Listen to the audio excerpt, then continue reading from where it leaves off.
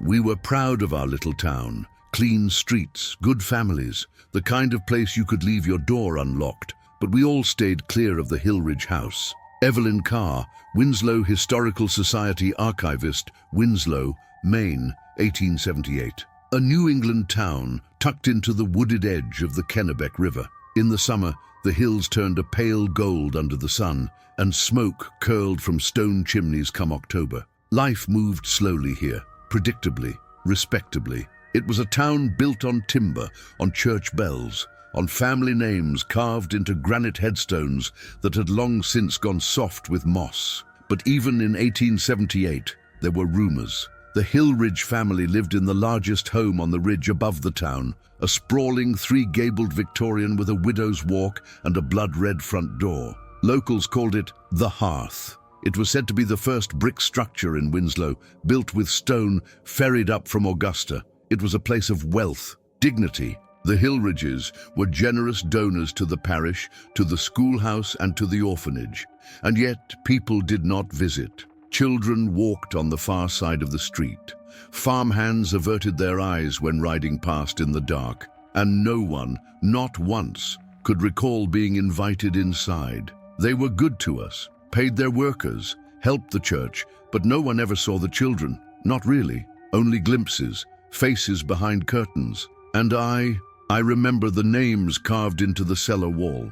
Unday Marion Clough, great-granddaughter of Enoch Clough, town carpenter, interview 1943. The patriarch, Joseph Hillridge, was a stern, silver-bearded man known for his sermons at town meetings. He wasn't a preacher, but he had the voice of one, thick and slow, like honey over stone. His wife, Agatha, was quieter, a schoolmistress from Massachusetts before their marriage, always wearing black, even in spring. They had 4 children, or so it was said. But the truth is, no one was entirely sure.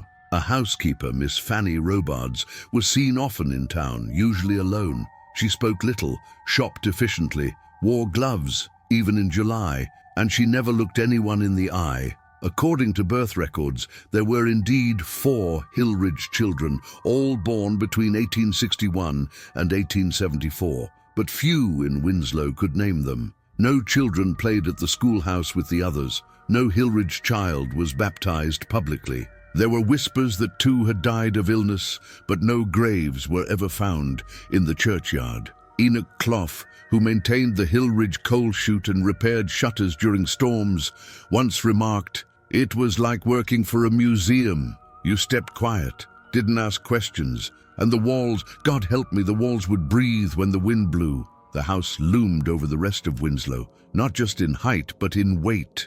And while the townsfolk praised the family publicly, the hearth became something of a cautionary landmark. The old women said to their sons, "Don't go up that hill, boy, you hear me? That house listens." But there were signs, if you looked close enough, that something inside the Hillridge home wasn't quite right. At the general store, a child's boot once left behind, too small, never claimed. At the school, Miss Agatha once delivered a donation of readers for children who couldn't attend, but none were signed or labeled. And then there were the sounds, low, mournful noises that farmhands reported hearing when delivering firewood late in the evening, sobs, chants. Some said it was just the wind over the ridge. Others were less sure. In the Winslow Recorder, an entry from June 2, 1878 reads, "Mrs. Carol Eves reports strange occurrences near the Hillridge property. Faint music in the night, windows lit at odd hours. She has asked Sheriff Barton to investigate, but no cause for alarm was found." Winslow was the kind of place where people protected appearances, even at the cost of truth. A tidy town with untidy secrets, and the hearth sat at its center like a locked chest, silent, heavy, undisturbed, until the day a storm blew through and the earth gave up its bones. I wasn't supposed to see it, but the curtain moved and there was a face, pale, thin, not sick exactly, just hollow. Like no one had said their name in a very long time. Sylvia Bright, age 11 at the time, recalling an encounter in 1878. The summer of 1878 was a dry one. Crops withered along the hillside, and the townsfolk muttered about the parched fields and foul luck. Some said it was God's judgment, Others blamed the Hillridge family, quietly, of course, always quietly. And then, peculiar things began to happen. A local physician, Dr. Matthew Graves, kept careful logs of his patients. Though no Hillridge was ever listed, his journal, found years later in the estate of his granddaughter, contains a curious entry from July 9, 1878. Summoned to the hearth, attended to a girl, approximately 10 years, no name offered, bruising on wrists, malnourishment evident, told it was a fall from the garret stairs. I did not see the garret. Dr. Graves would never return to the Hillridge home. When asked, he claimed the matter had been handled with due discretion. But those close to him noted he became visibly disturbed whenever the topic surfaced. His hands trembled, his voice faltered. Around the same time, the town schoolmistress, Miss Clara Blevins, began noticing strange behaviors in a group of her students, orphans sponsored by the Hillridges. They were quiet as mice, she wrote in a letter to her sister, more so, like they were taught to disappear. They flinched when touched. They drew no pictures. They wrote no stories, only lists of names, again and again. Among the belongings of one child, Jonas T., Miss Blevins found a scrap of linen, tightly folded. On it, in meticulous script, were 5 names: Amity, Ruth, Jonas, Eli, Thaddeus. The handwriting was not that of a 10-year-old. It was delicate, fearful, as though each letter had been carved with intention. Jonas never returned to school. The orphanage ledger recorded that he had been reclaimed by family in Portland. No such family was ever confirmed. Miss Blevins pressed the matter with the parish council, but was told to leave well enough alone. Elsewhere in town, the carpenter's apprentice, Thomas Clay, was sent to repair a loose door hinge at the Hearth's carriage house. He would later confide in his diary, discovered in a barn loft nearly a century later, heard a child singing beneath the floorboards, like a nursery rhyme, but slow, off-key. When I asked the lady, Miss Robards, she told me, the wind makes all kinds of mischief in old homes. But that was no wind. On more than one occasion, Reverend Carter noted Hillridge children, or at least children dressed in fine lace and pressed collars, seated at the very back of Sunday service. They never came forward, never took communion. They simply sat, expressionless, until led away by Agatha or the housekeeper. No one remembered them speaking. And then came the matter of the basement deliveries. Records at Winslow Hardware show a recurring, unusual order made throughout the spring and summer of that year. 30 feet of iron chain, 2 crates of lime, 6 heavy latches, several wooden planks cut to child's height. All signed by J. Hillridge, paid in full, no questions asked. We didn't ask what he was building. He said it was for storage. The store clerk, Alfred Norrell, later said, "You don't question a Hillridge. That's just how things were." But behind closed doors, the whispers grew. Children claimed to see shapes in the windows after midnight. A woman swore she saw a small hand reach through the slats of the coal chute. Dogs barked and refused to go near the house. Horses reared up at its gates, and behind it all, the faint sound of names being whispered, again and again. Scratched into the wooden fence behind the house, a stable boy once found it. Amity, Ruth, Jonas, Eli, Thaddeus. The same 5 names, the same list over and over. It wasn't just that the house was strange, said archivist Evelyn Carr. It was that it was calculated. Every answer felt prepared, every silence practiced. The cracks were there. But in a town like Winslow, people looked away, or they told themselves they must have imagined it, that children lied, that women were prone to hysteria, that men like Joseph Hillridge had earned the right to privacy. Until, one night in September, the cellar doors burst open and the truth began to bleed out. The rain wouldn't stop. It came down in sheets, thick as wool.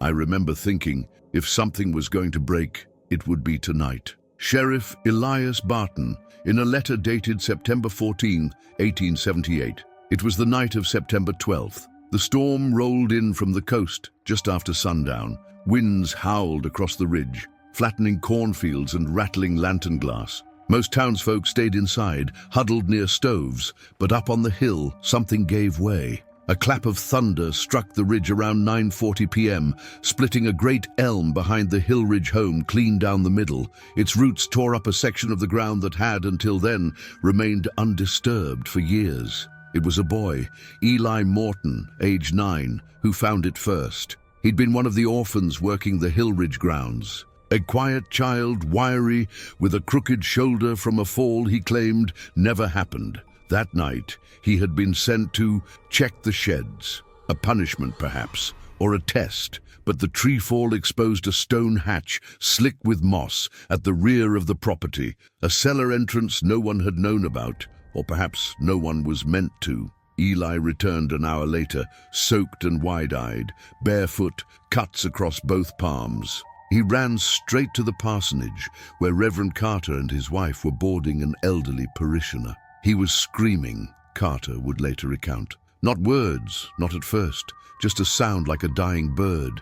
And then he said, "They're in the dark. Names on the walls. She made us write them. They never stopped screaming." Within the hour, Sheriff Barton had gathered a lantern and 2 deputies. They climbed the hill under pounding rain, led by the boy. When they reached the house, Agatha Hillridge answered the door. She wore a lace nightgown buttoned to the neck and a heavy silver crucifix. Her face, pale, unmoving, betrayed nothing. She said the boy was prone to wild stories, Barton wrote in his incident log, that he had fevered dreams, but her hands were shaking even as she smiled. Joseph Hillridge was absent, away on business, she claimed, but the cellar was real, and it was unlocked. The sheriff descended first. His deputy, Edwin Pike, followed. The room beneath the house was larger than expected, stone-lined with low arches and thick wooden beams. It was cold, too cold, and the smell, copper, damp earth,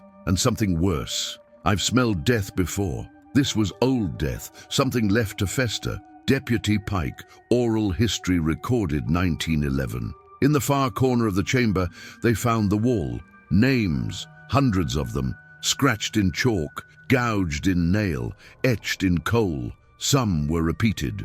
Some were spelled phonetically, as if by a hand too young or too desperate to care about spelling. They stretched from floor to ceiling, layered over one another like tree rings. Amity, Ruth, Jonas, Eli, Thaddeus, and dozens more. Beside the wall, iron chains hung from beams. A pile of rotted cloth, blankets, dresses, lay in a damp heap nearby. A small wooden chair had been bolted to the stone floor.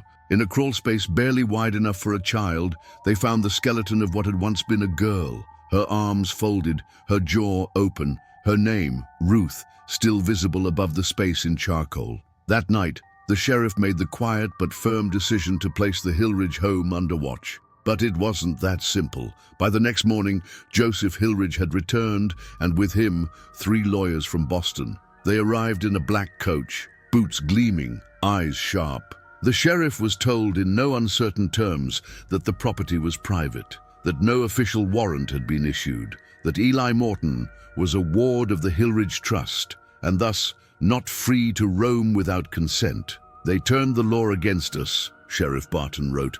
"I knew something evil was buried there, but they buried it behind paper, behind power. I had to be smarter." So Barton waited. He deputized Miss Clara Blevins discreetly, asked her to interview the orphan children during lessons, to keep notes, to listen for names, dates, patterns. He returned to Dr. Graves, who reluctantly handed over his journals, and then he contacted Enoch Clough, the carpenter who had worked on the original cellar structure, to draw a hidden map of the basement layout, rooms that might not appear on any official blueprint. All the while, the Hillridge home carried on. Windows opened each morning, firewood was delivered, curtains fluttered, and Miss Robards walked to town every Tuesday, gloves spotless. But the children, they stopped smiling altogether. One girl, Amity, had to be restrained during lessons. She screamed when anyone said her name. Another, Jonas, simply vanished. The orphanage log recorded a single word under his departure: reclaimed. Sheriff Barton had seen enough. It was no longer about justice, he later wrote. It was about rescue. If I waited for the law to catch up, more names would end up on that wall. The next move would not be legal, it would be necessary. I never thought I'd find religion in a basement, but I did. It wasn't God they worshipped, it was obedience. Deputy Edwin Pike, recollection from his journal, 1904. By late September 1878, Sheriff Elias Barton had reached a grim conclusion. The Hillridge family was not simply isolating orphans. They were imprisoning them. But understanding why a respected family would hide dozens of children, carve their names into walls, and build hidden cells beneath their home, required looking deeper, into documents, into doctrine, into a belief system that warped virtue into violence. It began with a will. Miss Clara Blevins, the schoolmistress, had been working closely with several of the children who once lived, or were still living, under Hillridge custody. One morning, a frail girl named Thadia handed Clara a small cloth pouch torn along the seams. Inside, a folded sheet of parchment, brittle with age, signed Agatha W. Hillridge, dated 1863. It wasn't a legal will, it was something else, a declaration. To preserve their purity, they must be silenced. They must know only one voice, one rule, one scripture. I will name them, and in naming them, I claim them. They will not be lost to the world. They will be preserved for God's judgment. From the doctrine of the naming wall, the phrase naming wall appears over a dozen times in the document. So does a disturbing liturgical refrain. Speak their names to bind them. Etch their names to cleanse them. Silence their names to save them. It was a belief system, not officially recognized by any known church, but cobbled together from puritanical sermons, distorted Calvinist ideologies, and Agatha's own sense of divine martyrdom. In her mind, these children were impure, orphans, bastards, vagrants, and it was her holy duty to preserve their souls through isolation, renaming, and ritual silence. Further evidence emerged from a trunk, discovered hidden behind a false panel in the Hillridge attic. Inside, a worn leather-bound journal belonging to Joseph Hillridge, dozens of identity papers, some altered, some defaced, ink-stained brushes and a wooden stencil kit used to inscribe names, a sealed envelope marked "For the Last Child." Joseph's journal was especially damning. He wrote in clipped, stoic phrases, little emotion, just order. Amity resisted again, refused to say the repentance verse, applied confinement. Ruth remains silent. Robards says she has not spoken in 3 weeks. Good. Progress. And Eli's name was spoken without permission. He must be rebound. Chains too tight on the last boy. Must adjust sizing. Nowhere in the journal is there a trace of remorse. Only control, structure, a methodical blueprint for turning children into possessions, stripped of identity, bound by obedience. But perhaps most disturbing were the lists. There were 21 ledgers, each with names, dates of arrival, and status. Some marked silent, others broken, a few lost. The earliest entry, 1861, the latest, 2 days before the storm. In total, the lists accounted for 43 children. At least 17 had no exit date, no record of relocation, no adoption, just cleansed. One particularly chilling page bore a single line scrawled across its margin. The wall is the covenant. The wall is the record. They cannot be allowed to return to the world. Sheriff Barton gathered the documents and ledger copies. He sent word to Augusta, invoking emergency powers under Maine's child welfare statute, rarely used, but in his mind, absolutely necessary.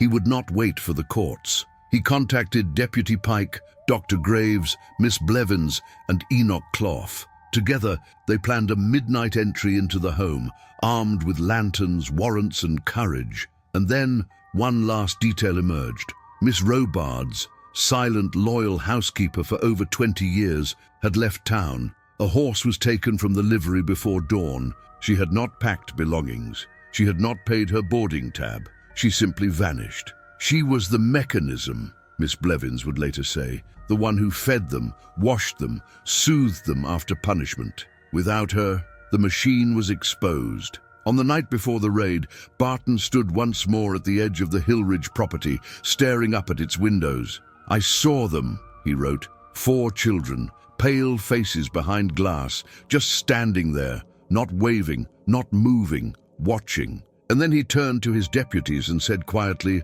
"Tonight the names come off the wall." We didn't knock, not this time. There was no need for manners in a house that didn't believe in mercy. Sheriff Elias Barton, Testimony to the Kennebec County Commission, October 1878. The raid on the Hillridge home began at 12:03 a.m., September 27, 1878. 12 men entered the estate, 4 deputies, a physician, a carpenter, and 7 town volunteers. They carried lanterns, irons, and legal papers drawn hastily in Augusta. Some also carried weapons, though no one truly knew what they might face. The front door was unlocked. The silence inside was suffocating. A fire still burned in the hearth, though no one was in the drawing room. Silver was laid on the table as if a meal had just ended. And upstairs, the door to the nursery sat ajar, the sound of a rocking chair creaking gently back and forth. Empty. But it was in the cellar that the horror returned.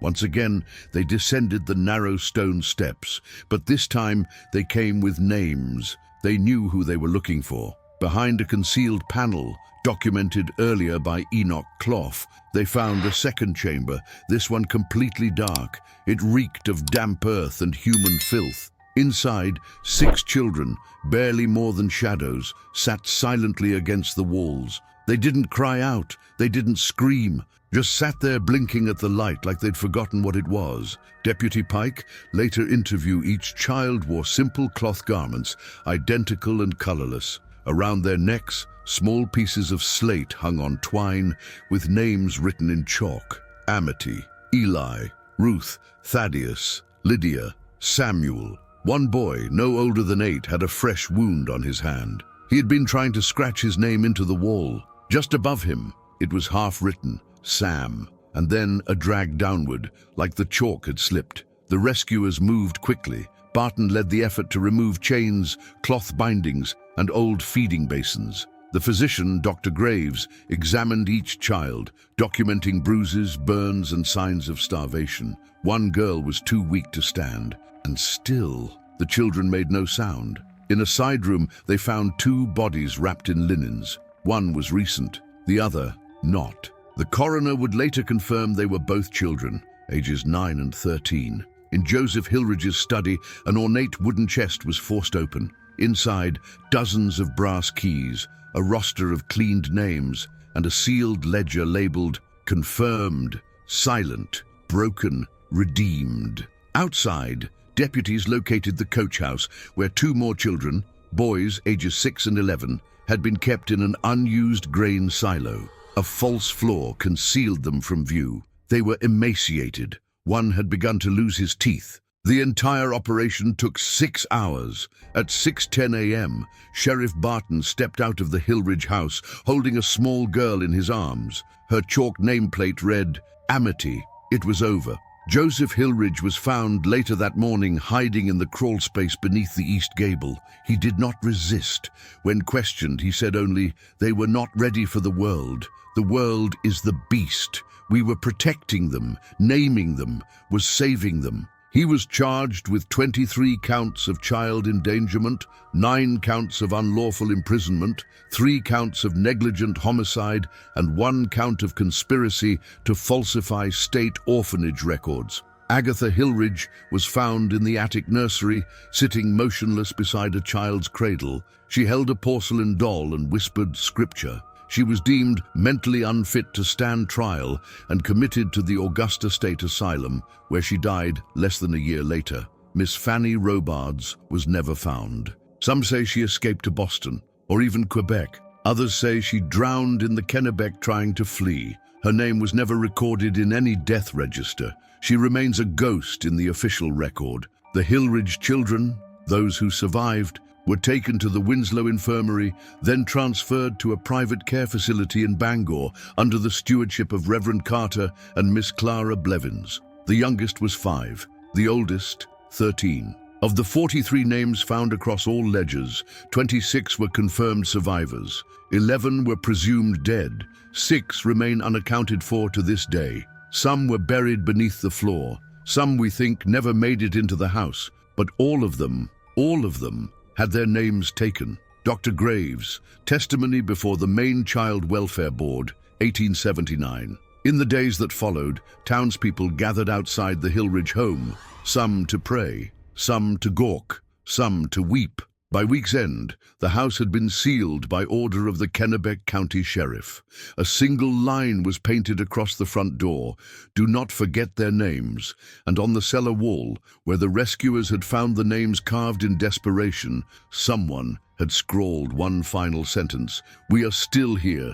We remember each other." They took their names. They tried to make them numbers, shadows, silence, but we remembered. And remembering, that was the first act of justice. Miss Clara Blevins, in a letter to Governor Alston, 1881, in the months following the raid on the Hillridge estate, the town of Winslow, Maine found itself thrust from obscurity into infamy. The story spread, not just across Kennebec County, but throughout the Northeast.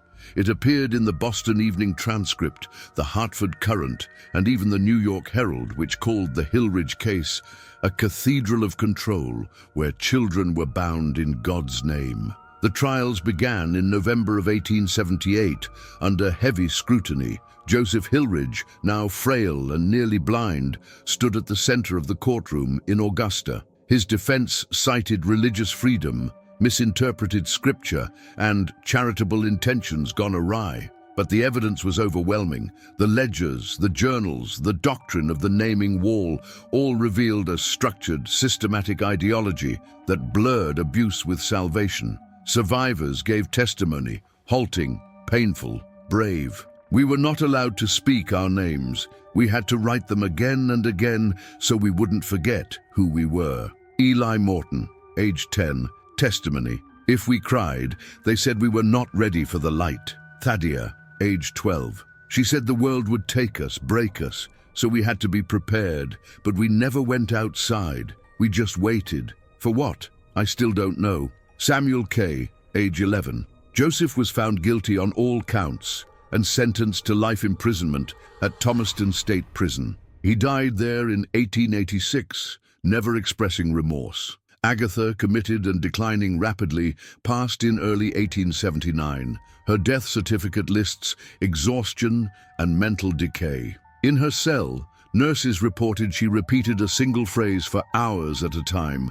Speak their names to bind them. Speak their names. Of the 26 known survivors, most were eventually placed with new families. Though records show many required lifelong care, some changed their names permanently. Others reclaimed them with pride. In 1881, Miss Clara Blevins and Reverend Carter established the Winslow Children's Home for the Unnamed, a sanctuary for orphans and displaced youth. The mission was clear: no child would ever again be silenced in that town. A decade later, in 1891, the Hillridge home was demolished, brick by brick. At the center of what had once been the basement, a stone memorial was erected. Carved across its face, they were children.